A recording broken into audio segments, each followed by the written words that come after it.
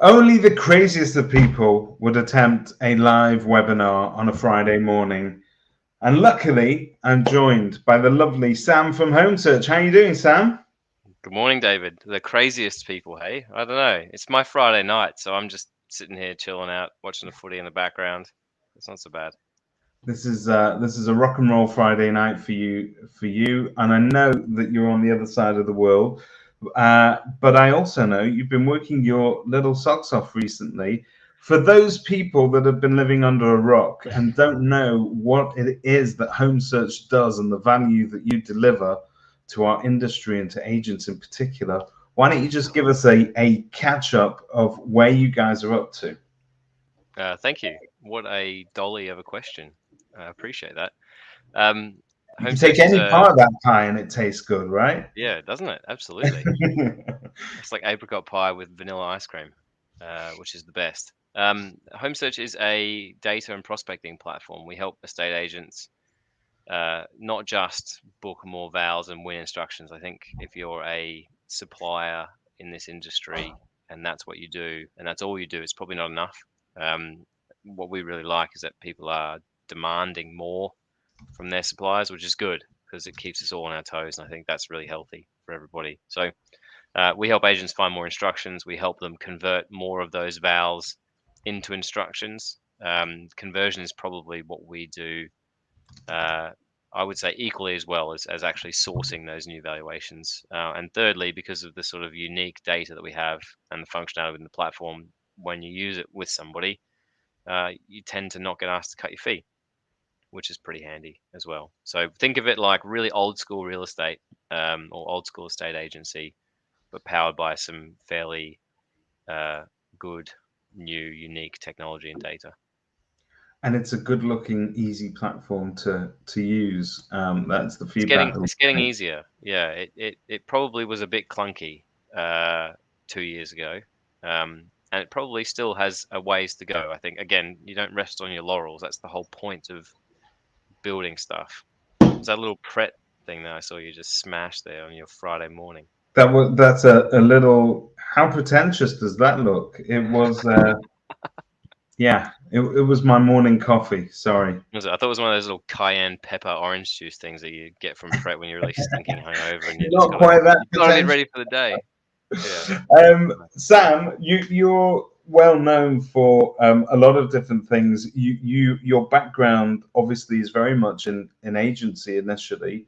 Mm. You run a fantastic podcast with your partner in crime, Mark Worrell, which is superb. If anybody hasn't already checked it out, they definitely should.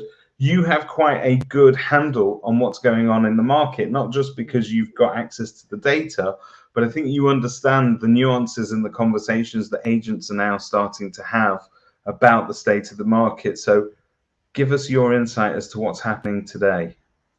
Um, I think the maybe my favorite word for the current market. So we're talking end of July.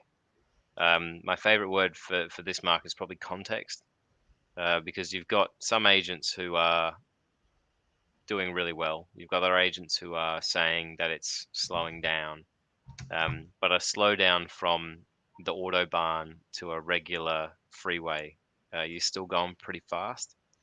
I've never actually used that analogy before, and I quite like it, so I'm going to write that down. Okay. um, yeah, I think that's why context is key at the moment. It is still an incredibly buoyant market if you're willing to be an estate agent again. So I think for homes for the last couple of years, and that this is probably up until the end of Q1 this year, if you listed a home, there was a very good chance it was selling. And it was a very good chance that if you priced it at a price that you thought, I probably won't get that, you got multiple offers and you sold it above that. Yeah. Um, that's good for the sellers. It's not great for the buyers who miss out because of the level of competition or the ones that pay overs, but they're in the house they love, so it's probably good for them too. And it's great for agents. Um, it's not sustainable and it's not best practice. I think the market that we're in now is rewarding best practice, and those agents that are just hoping that something will sell, or hoping that they've priced it right, or hoping that their seller doesn't realize that they've given them a price a little bit too high just to win the business. They're the ones that are probably thinking something here's changed. I'm not quite sure what it is, whereas everybody else is getting on with it and doing really well. We actually surveyed our user base at the end of Q1, yeah, January, February, March. Yeah. 85% of them, and these are just some stats I have in front of me, so I'm not going to pretend that I'm memorizing this. 85% of them believe that the market was as strong at the end of March as it was pre-Christmas. Yeah. However, only 45% of them had hit their target in March of the people that responded to the survey.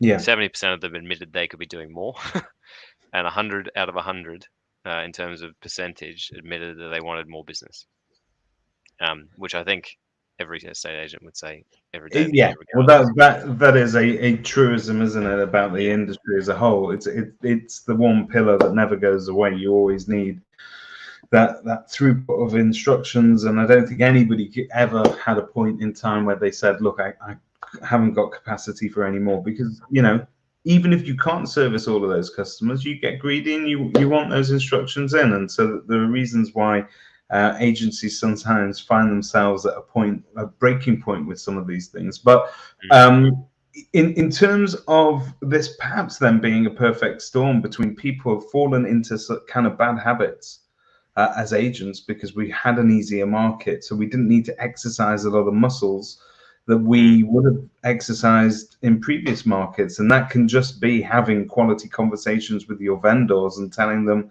listen, there is a change, there is something that we can do about it, and to really sort of manage those conversations never really happened in a market where all you were telling your sellers was, okay, well, look, I've got 6 offers on your property and this is why we think we should go with the top one.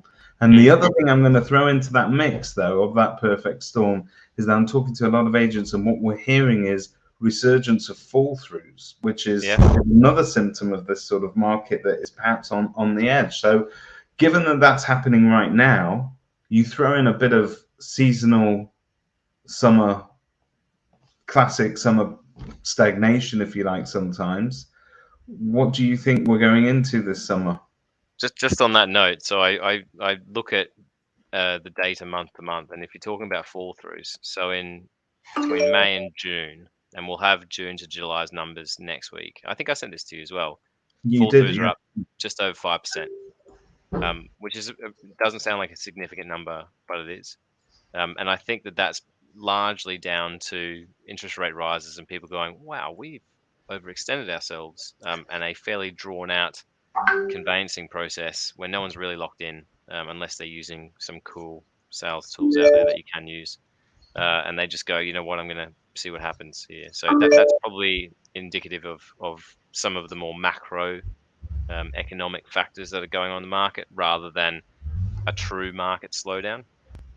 People probably just got cold feet. So yeah, we always look at new instruction numbers. We always look at price reductions. And we look at fall throughs.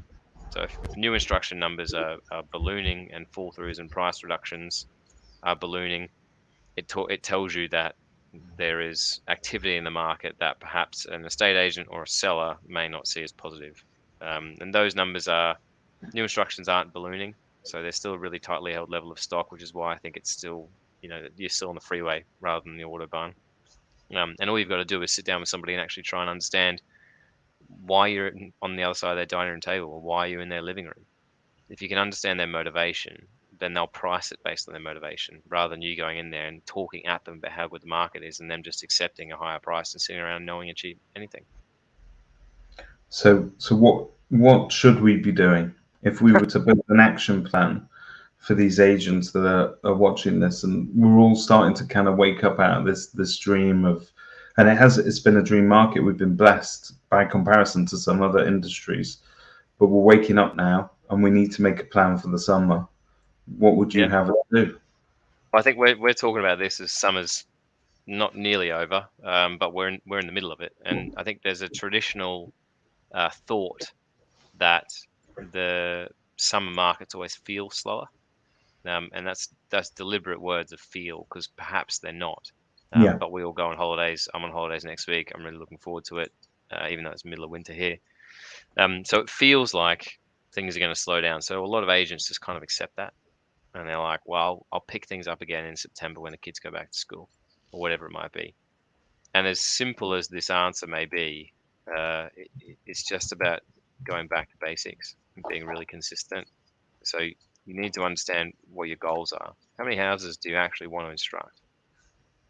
How many of those are actually going to sell if you're courageous enough to have those conversations around price early, making sure that you're not on top of the market, that you're actually in the market, um, understanding what people actually want.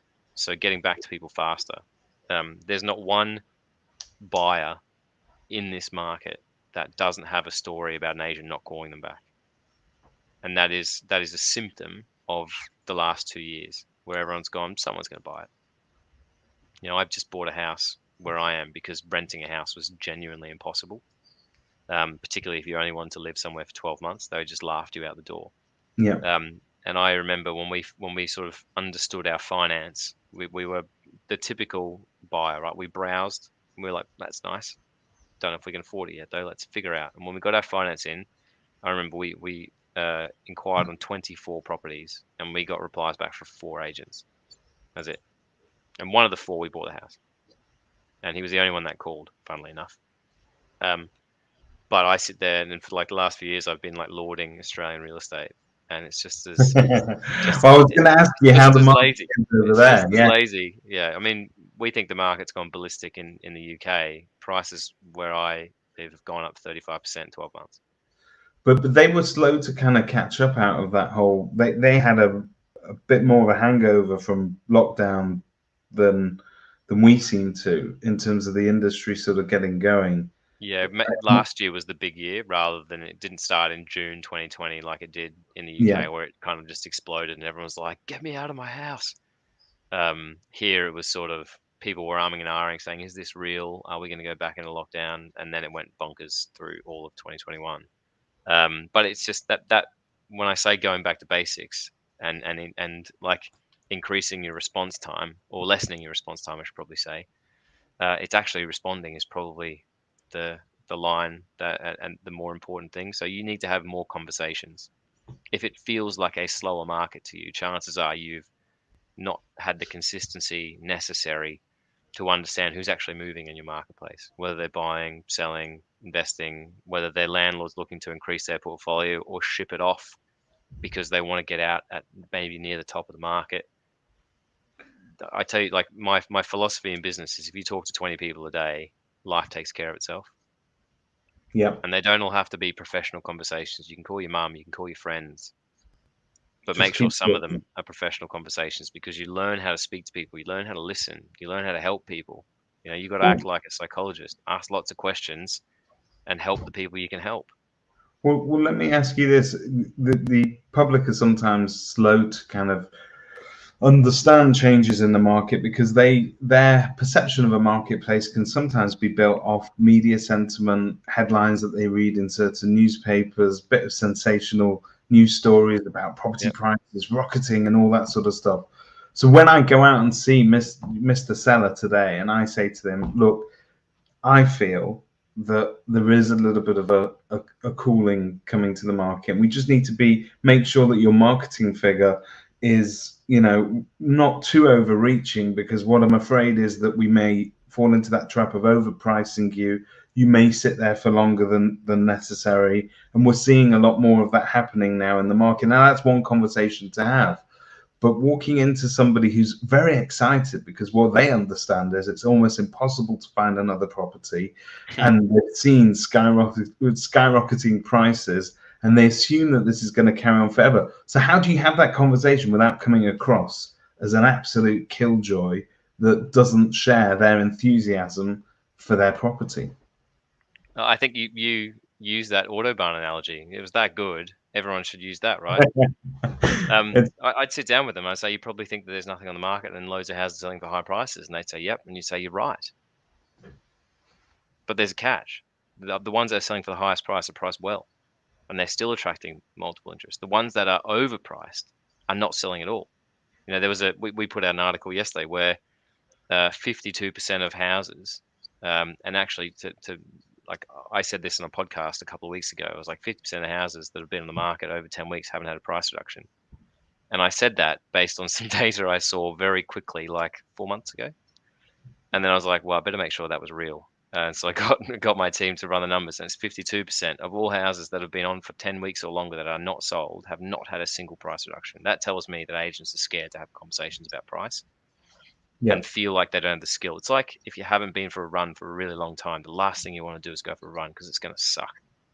If you haven't had a conversation about realigning your price to market activity, it's going to suck, but it's your job.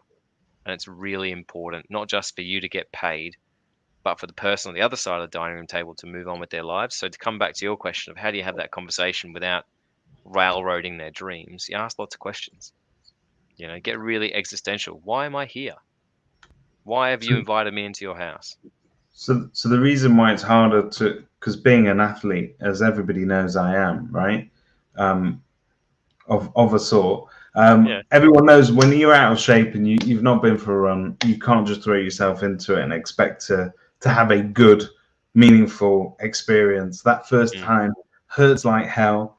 You learn where your weaknesses are and you learn what you need to kind of get on top of, and it's only through practice.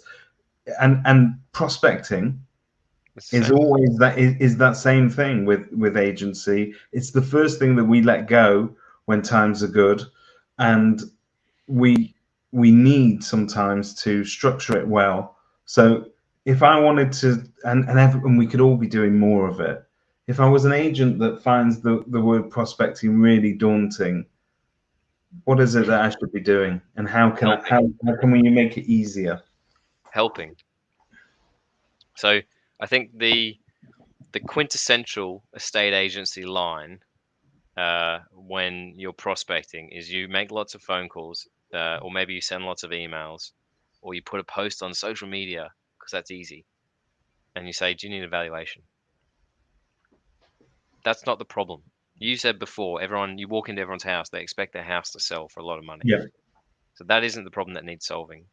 And I'm going to sound really cheesy and sound really salesy talking about home search here, but this is generally why our business does really well and why our clients do really well. The problem we solve is you can help people find out where they want to live. So think about prospecting like you're doing somebody a favor. So call people up. Have you found what you're looking for yet? yeah. No, there's nothing on Rightmove. Well, let me help you. It's my job, isn't it? I'm an estate agent. I'm not just here to sell your house. I'm here to help you move. Where do you want to live? If you could live anywhere, where would you love to live? This, this many bedrooms, this price range, but there's nothing out there. Well, actually, there's a couple of hundred. Can I come and show you how I can open those doors for you too? Like prospecting shouldn't be about you. And I know that's easy to And, say. and I think that's why people find it hard to do prospecting, because when you have those conversations with people, or especially on the phone, it can sometimes, the other word that people use for prospecting is cold calling, but Hmm. it isn't cold calling when you're calling people that you know have an interest in moving or express some sort of an interest once upon a time in moving. You just carry on that conversation with them, and if anything, you probably are just checking in with them. It's a keep in touch policy. If they don't want to sell or they don't want to move, then great, but they might stand a chance of remembering that Sam called them and has kept in touch with them. Yeah, give them some value, and that if you're going to give somebody value, and right now, uh, again, I'm not an agent, so if you're listening to this or you're watching this and you think this is bullshit, that's okay. But there's been a lot of houses sold over the last 2 years. And this is really easy estate agency maths, right? Only one party can buy one house. There's been a lot more inquiry that everybody's received, even in the last 2 years. The majority of that inquiry still hasn't found a place to live. The majority of that inquiry still hasn't sold the house that they live in because they haven't found a place to live. So if you're calling people up asking them do they want to sell their house or they want a valuation on their home, you're not solving their problem. So however they contacted you is how you should contact them back. If they've come to you as a buyer, talk to them as a buyer. If they've come to you as a seller, talk to them as a seller. If they've come to you as a landlord, talk to them as a landlord. Or maybe as a buyer, because everybody starts as a buyer, right? in real estate. They do. Yep. That makes it really easy to know why you're calling them. That will give you the confidence. No one likes even calling their parents up if all they're going to do is say, "Hey, can you come and babysit on Saturday night because we want to go out?" But if you can call your mum up and say, "I bought you some flowers and I booked us lunch on Tuesday, and can you come and babysit on Saturday night?" It's a hell of a lot easier because you're trying to give some value, you're trying to make them, You, you know, you not know part how of the club. you know how you say you don't see the kids enough. Well, Yeah. We were away for 3 years. Can you babysit 4 nights next week? um, So no, that's it, right? Look at everybody in your database and understand how they came to you. Contact them about that. It makes it a hell of a lot easier, and you're there to serve. If you can help people, you're going to make a lot of money. If you just want to sell people's houses when they don't want to sell them, you're not even going to make a good reputation. so on my crib sheet here, it gives me little questions that I can ask you, All and right. so it's the usual thing. So if you've just written a book, you come on the show, we go, Sam, why don't you tell us about the book you've just written? Um, you've released an e-guide recently that I any have. agent can download and use. So tell us a bit about the e-guide, what sort of values in there, and who should be looking at it. I feel really bad because it's literally everything that we've just discussed. So But if you want the uh, if you want the cliff notes to this discussion, yeah, go out and get it. my like awesome marketing team said to me, why do people think that no one moves house in summer? And my answer was because everyone goes on holidays in summer, so they don't want anyone to move house while they're on holidays. And that's probably an oversimplification, but that's kind of what it's like. We all need a break, and we Yeah. really hope no one does anything while we're away because that'll be shit if we came back and people have moved house and we missed that opportunity. So we tell ourselves this comfortable like falsehood that nothing happens in July, August, and September, or June, July, and August, or whatever it is, right?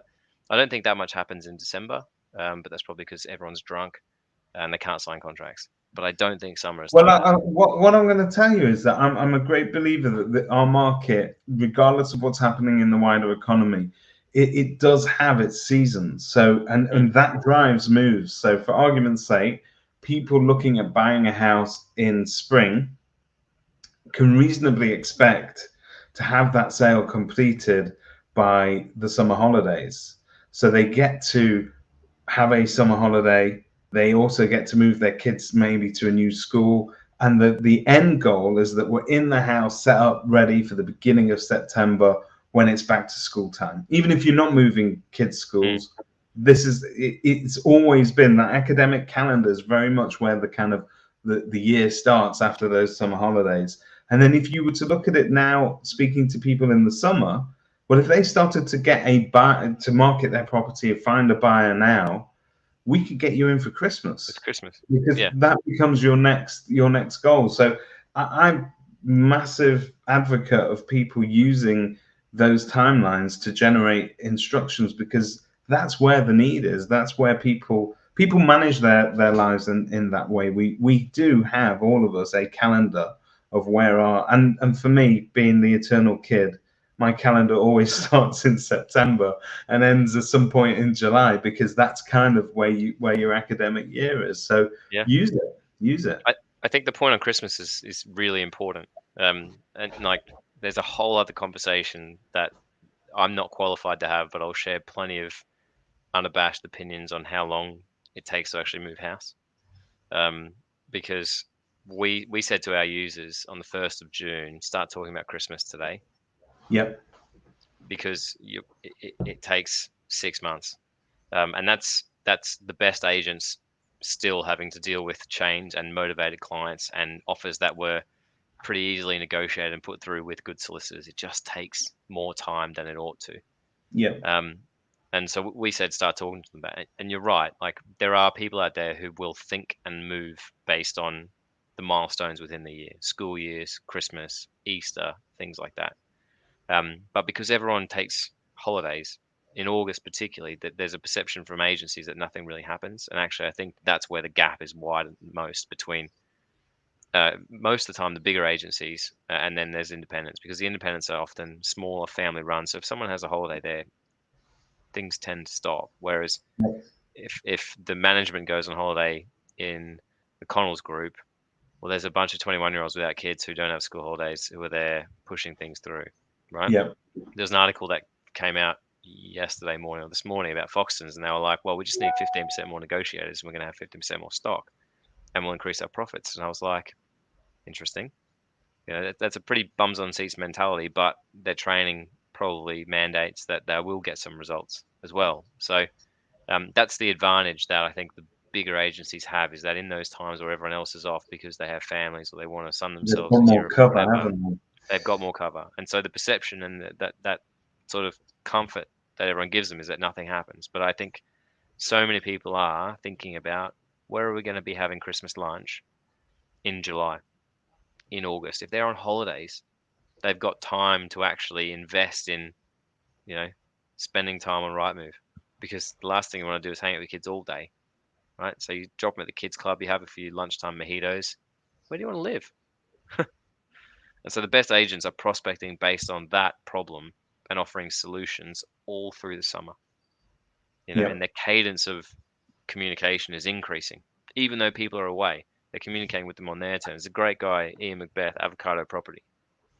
Yeah. Like, he would just be WhatsApping his clients all day, every day. They could be in a nightclub in Ibiza on a Saturday night because it's their 40th birthday or like 10th wedding anniversary, and he's like, "So where do you want to live?"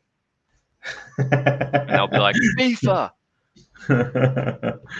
But that's that, that, that's prospecting, but that's a service, right? That's building a that relationship. sounds That's like not it. picking the telephone up and saying, You, "Do you want a you free, no know, obligation market appraisal?" the other thing that occurs to me is that you know how people run these do not disturb campaigns over Christmas, where they say, "Look, we'll come in, we will get the pictures of your house ready before it's kind of all Mm, Christmassy, and then we'll have you ready to launch on whatever day it is." The truth of the matter is, if you can at least speak to people about marketing their property in the summer and go around and take photos of that house in what little sunshine we have, it's going to mm. look, your gardens are going to look better, the houses are going to look better, and I think that's the time to kind of capture the instruction, if you like. And if they're not quite ready, then you can release it later on down the line. Well, I think you're exactly on the right track there, but I would probably replace the word instruction with attention to start with. I think one of the reasons why agents don't enjoy prospecting is they go in for the kill too early. Yep. So they're like, "Do you want to sell your house?" "No." "Cool, click." When it's, again, I know I sound like a broken record, but I'm not apologizing for that. It's, how can I help you? You know, if you're thinking about moving at any time between now and literally the next heat wave in 12 months' time, tomorrow is the best day to take photos. Yep. Just have them and park them. That's a service that we offer everybody, so that you are market ready. Doesn't cost you anything. We'll come around, we'll get it sorted, you're ready to go. And then you have the ability to be yourself, and you can ask lots of questions, and you can be empathetic, and you can talk to them about the people that you've helped throughout this year actually move house in a market where no one's really moving because there's no stock. And you can give them all these other, like, service points and touch points, and you can build a real relationship, which then probably means you're going to get paid a good fee as and when they come to market. If you do that again 20 times every day, you ask those questions, you're talking to those people, you're going to have a phenomenal business no matter what time of year it is. Sound advice there. Let me ask your advice on something else, or an opinion, if you like. Um, we're coming up to perhaps what we think is going to be a more challenging time. And actually, I think challenging times present opportunities that we haven't had for a long time. Different markets, different conversations, maybe even a different kind of buyer and a different kind of seller, but still people that we can help move. Agents obviously trying to prepare themselves. What role does, in your opinion, to bring the conversation to prop tech, what role do you think that prop tech plays in helping an agent to get through those times? Um, Good question. Was that in our notes? Listen, they wrote something in the notes. It sounded vaguely like that. I All just right, that's jazzed good. it up and made it sound better. Okay, it's Yeah, what I you did did. make it sound better. What I did. So again, let's go back to where we started this conversation around agents demanding more from not just their prop tech, but from any supplier. So what are the problems? So prop tech doesn't really exist. I fundamentally believe, to solve an agent's problem. It's like estate agents don't fundamentally exist to solve their own problems, right? They're Yeah. there to offer a service for somebody else. And I know Somebody that else. it's like the same answer for every question you've asked over and over and over again today, but it's a pretty simple gig that we're in. It's not easy, but you help people, you make money. It's that simple. So the prop tech that you employ in your business, does it have the customer, the client, whatever you call them, the consumer, the public, does it have them in mind? Does it solve their problem? So does it help them understand what price really means? Does it help them find another house? Again, there's a subtle plug for home search because it does. Does it help them understand that you are the best agent and your fee is because you add more value, not just because you decided to be a percent more than the next guy that you saw, right? So does prop tech, if it doesn't have the end consumer in mind, if it doesn't actually fundamentally help you do your job better, dump it. So you'd be looking at sort of selecting the bits of prop tech that deliver return on investment, but not just that, an experience, really, a customer Yeah, experience, exactly. and improves the customer experience that way. And I think you're 100% right. I think the best prop tech solutions are the ones that have the end user in mind, or the end beneficiary in mind, being that member of the public. And that can be anything. It can even be a CRM experience that gives them control, logins, whatever it may be, 100%. that delivers a better customer experience. And I think that is really where I think that's where agents should be focused. And I think that they need to start assessing validity of their prop tech stack, if you like, as we would call it, based on those things that do enhance their offering. Exactly right. Fantastic to catch up with you. Is there any sort of sense in Oz of anything super fantastic going on over there that we can import into the UK? Is there any new gimmick? Has Panos come out with any He's gems? been in the mainstream media a bit recently because he said that the market had fallen off a cliff. And then 2 weeks later, he's like, "We're back." Um, I yeah. told you So we were back. yeah. So this is actually something that since being back and actually being here for a reasonable amount of time has allowed me to sort of reconnect with the market here and reconnect with what's happening out here to a point. And like England does prop tech, I think, better than any country, certainly better than Australia. Yeah, The CRM systems here are probably a little bit more customer focused. To come back to that point, in that they communicate really well, and they take that away from the. I mean, people are fundamentally like inherently lazy. So if you can automate but still personalize a lot of communication, it does a really good job. And I think that's what some of the CRMs do really, really well here. yeah, But in terms of some of the other good technology out there, I think there's more opportunity for agents to leverage that in the UK than there is in Australia.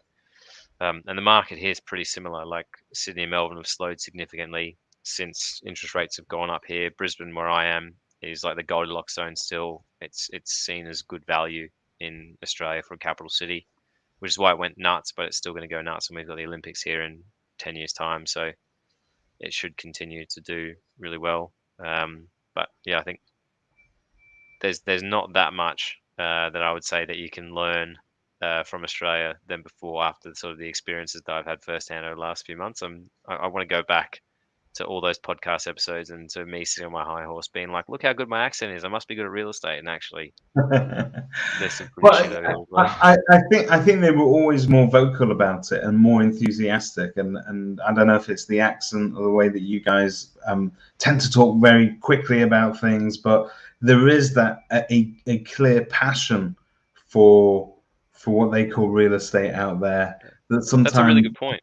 and that pride and passion sometimes was lacking in our industry. We've had a few hits over the years in terms of to our almost to our own self-image, and we've slowly kind of built back up to people that are now improving ourselves, and we understand that we were part of the problem perhaps in the way that the public viewed us, but the Aussies always seem to have that kind of self-pride in what they do and the passion that they absolutely go to bed at night believing that they deliver every penny of value to their customers. So I've never actually thought of it that way, but the best people in this country are the loudest. And I don't necessarily think that that's true of many other things. Usually it's the average people that are loudest, or Yeah, the people that are most unhappy that are loudest. But I do think in real estate, and that's probably why my perception of an industry being truly excellent was because I would follow the best people in my early career, right? And yeah, I would try and emulate them as best I could. Again, there's no secrets to being any good, and everything that I talked about today is nothing's my own, right? I I think Simon from our business says it really well, right? He learns a lot and then he does it, and that's the secret. And I'm pretty sure that that's how I've managed to achieve what little success that I have in a reasonable amount of time is because I've just gone, well, that looks like it'll work. I'm going to try that. Um, and you're right. In England, the best agents are almost like the best kept secrets. So that maybe is the difference. But we can change that. so the message is be loud, be proud, be prospecting. I would say the message is add more value more often. Don't talk about how good you are. Just be better at your job, and I people will kind talk of about how good you are. kind of like my version better, but okay. Yours is the American version. Yours is Yours, like yours, the yours sounds ITV2 very good. version that comes on at 10 o'clock at night after Love Island. Sam, talking at 10 o'clock at night, it must be very, very late where you are. I'd like to thank you for giving up your Friday night and spending it here with us at Kerfuffle. I know that a lot of people will get value out of what you've got to say, and I can only encourage agents that are looking to kind of get a new take on perhaps keeping in touch with customers, having data to hand that enables them to have decent quality conversations with their clientele, could do a lot worse than talk to Sam and the rest of the guys at Homesearch. I see Gatesy everywhere now at the moment. He is the He everywhere is man. a celeb. He's a star on the rise. He has his own podcast. It's superb, but it's also nice to see sort of people that clearly have their roots in agency. And they get it, they understand it, and they're giving that back. That's one of the rules that we have in the business is you pay it forward, So, and there's no one better to do it. He should have been here talking to you, not me today, because it would have been a better conversation. So, Oh, it'd be an undoubtedly better looking conversation than either of us, but that's about it. I don't know Sam, about that. thank you very much. I really enjoyed talking to you and sort of finding out what's going on. Keep in touch and keep, if you do see anything good in Oz, give us a shout. We're always looking for Yeah, fresh inspiration. nice. Well, I'll be back in a month or two, so I'll bring it in real life. We'll see you then. Thank you See you very then. much. Thank you. Thank you.